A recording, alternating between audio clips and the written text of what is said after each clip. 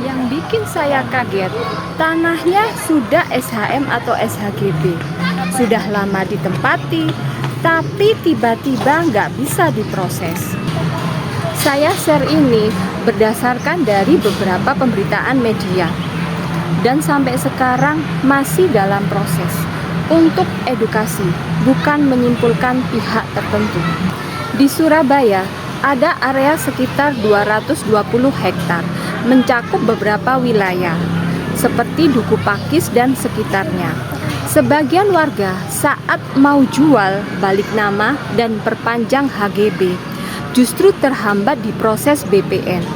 Dan ini dalam pemberitaan disebut sudah terjadi cukup lama. Dari pemberitaan yang saya baca, muncul dokumen lama berupa Eigendom Verponding yang dikaitkan dengan Pertamina. Eigendom ini istilah hak milik tanah di masa kolonial Belanda yang dalam kondisi tertentu masih perlu ditelusuri status lanjutannya. Dan sekarang kasus ini sudah dibahas di tingkat pusat, melibatkan pemerintah daerah, DPR RI, dan Kementerian ATR dan BPN.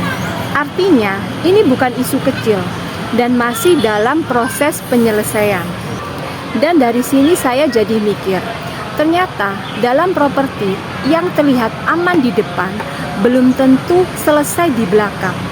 Karena bukan cuma soal sertifikat, tapi juga tentang riwayat tanahnya. Dan kalau riwayat ini muncul belakangan, yang terdampak justru pembeli saat ini. Ini bukan menyimpulkan siapa yang benar atau salah, karena prosesnya masih berjalan. Tapi ini jadi pengingat bahwa resiko bisa saja datang dari hal yang tidak terlihat dari awal. Makanya, kalau ambil keputusan properti, jangan cuma lihat sertifikatnya saja, tapi pahami juga riwayat tanahnya dan proses di belakangnya. Karena masalah besar seringnya tidak muncul di awal, tapi di belakang. Kalau ini penting, share ke orang terdekat kamu.